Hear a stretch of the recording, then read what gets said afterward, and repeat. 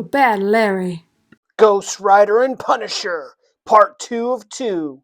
Do or Die. What's up, everyone? I'm your host, Bad Larry, and let's just jump right into the kick-assery. This covered by Mark Texiera, while Badass only gets an A because the editors slapped the Ghost Rider logo right over Punisher's face. It's clunky, but all the elements we can see are super cool. We jump right into the action. Punisher and Ghost Rider were fighting each other and fell into this warehouse and are now surrounded by Flag Smasher and his gang called the Ultimatum. Pause the action. You can see the bad guys with the white coats, blue berets, carrying machine guns, the dude right under Flag Smasher with the yellow mohawk and green sleeveless vest. They're all appropriate. And then there's this guy at the top. Did he attend the wrong meeting and just decide to go with it? He's in a full gray business suit and glasses. Who gave this accountant here a butter knife and said he could be in the gang? Ghost Rider does not use a gun, but that chain he has around his torso might as well be. He is so fast with it, destroying at least 4 enemies' guns before they can pull the trigger. It looks like Punisher has a suppressed Uzi, but is more interested in the show Ghost Rider's putting on, swinging that chain, turn it into a buzzsaw. If you're a bad guy here and haven't run yet, you must have a death wish. The main bad guy, Flag Smasher, tells his goons to run away. He can't afford for them to get killed by the Punisher or Ghost Rider. He has other uses for them clearly. I will give Flag Smasher some credit. The boy has been hitting the gym hard. Dude is ripped. Flag Smasher has learned his lessons from the past losses and puts his ego aside, lives to fight another day. He takes the helicopter express to Escapeville, while his pre-placed explosives go off, destroying the warehouse and nearly our heroes with it. Flag Smasher is upping his tactics game. The Punisher is a man's man. He's unlikely to ride bitch on the back of another man's motorcycle, but man's also gotta live. Punisher hops on Ghost Rider's bike and Ghost Rider shows what Hellfire power can do. Epic launch out of the building like a cannonball out of a cannon. It is cool. The windshield on the magic bike can double as a battering ram. I never knew it could do that. Kablooey! Wow, and just in the nick of time. That place is cooked and well done. Punisher and Ghost Rider see one of the Utes in Flag Smasher's gang and hunt him down for the intel. They need to know what Flag Smasher's plan is. What's this guy up to? The Punisher is an expert at these type of interrogation tactics, but Ghost Rider is just better. The fire skull head, the power, the pen and stare, he's just terrifying. But this kid is pretty strong-willed. So Ghost Rider decides to take him on for a little ride. On the scariest motorcycle whoop-de-doos on the bridge. Upside down jumps. It looks like it would be fun, but this breaks the young man. He spills his guts. Flag Smasher's plan is looks like a simple bank robbery heist. To steal the money, yes, but also to destroy Wall Street and the American economy. And it's all going down tomorrow night.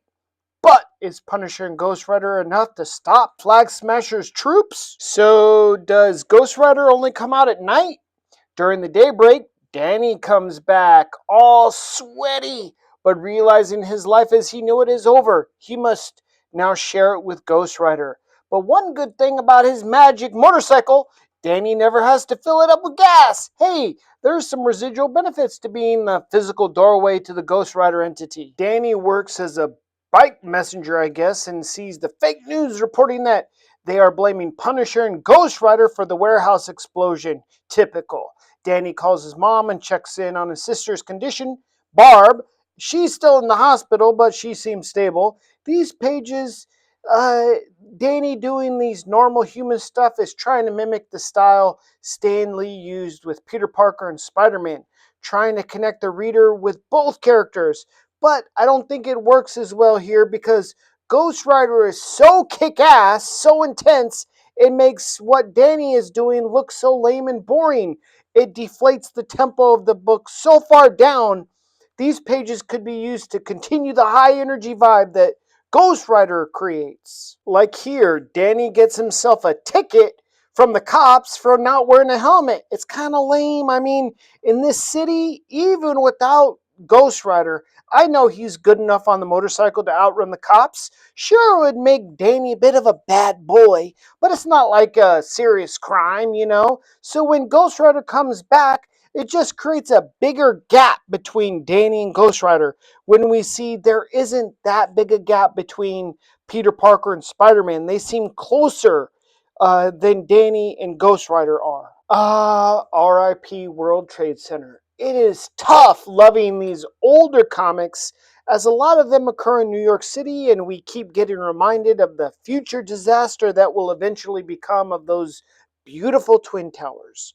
The Punisher was waiting for the Ghost Rider, but he can't wait much longer. The dudes in the white coats and blue berets, they are the ultimatum, and they are supplying these idiot Utes of the city with all these machine guns. They're pawns in Flag Smasher's little plan.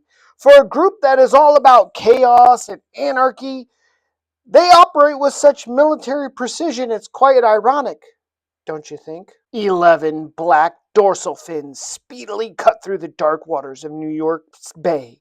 But they aren't sharks, no. They are kick-ass evil water-to-air jet cycles. These things are awesome. No wonder they need to rob all these banks. Their gear looks expensive. These 11 super ultimatum soldiers are planning to use EMP, electromagnetic pulse, to destroy the U.S. government and all the other governments later on once they finish this job.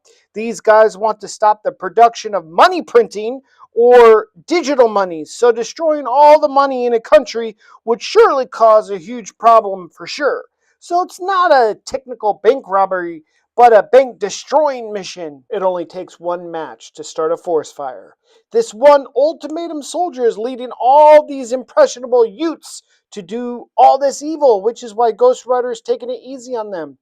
This guy sicks his brain dead followers on Ghost Rider, and I keep forgetting how awesome Ghost Rider's magic chain is. He swings it around and sends each individual link out like a slingshot, hitting fools left, right, and center, and then calling the links back to reform the chain. I mean, is there any hero that is just flat out cooler than Ghost Rider? I don't think so. But now it's Punisher's turn. He rides in from the back. No diddy.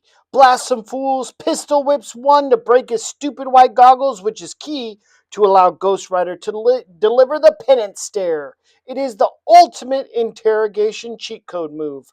No human can really overcome that penance stare, no matter how great their willpower is. These kids aren't motivated without a henchman leader, so the cops are taking them in pretty easily.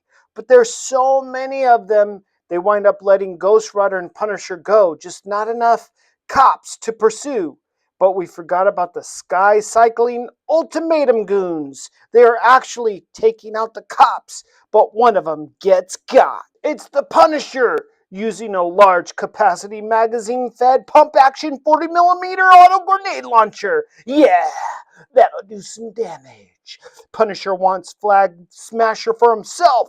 The Punisher's regular motorcycle can't keep up with the sky cycles, so it's up to Ghost Rider to take them out himself. Ghost Rider makes it clear, really to us, that just because he's pursuing these sky cycle goons doesn't mean he's following Punisher's orders. He was gonna do it anyway, and their high-tech sky cycles are no match for Hellfire and Vengeance. Ghost Rider is just modern-day Dirty Harry, John Wayne, and the Terminator all rolled into one. He couldn't be any cooler. Wow! Ghost Rider took out 9 of the 11 Sky Cyclist terrorists so far, only 2 remaining.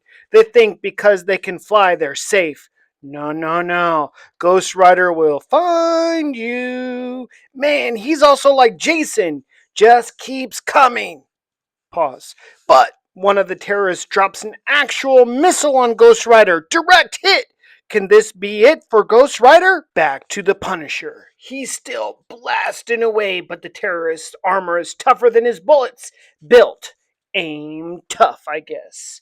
Oh boy, Ghost Rider is like the Terminator, but not the T-800, the T-1000. The blown up bike builds itself back together, reforged in Hellfire, and Ghost Rider is back in the hot seat. And Ghost Rider's next target is Flag Smasher himself, even though he did say he would leave Flag Smasher to Punisher.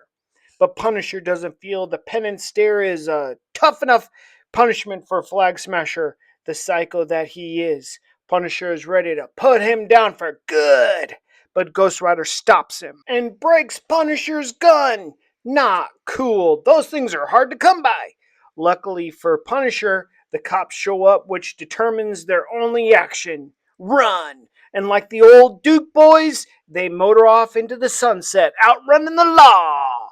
Boy, I had so much fun these last two issues. I don't know how Ghost Rider can get any better than this. But stay tuned. Issue number 7 promises the future of Scarecrow and the return of Demi-Demon Vampire Blackout.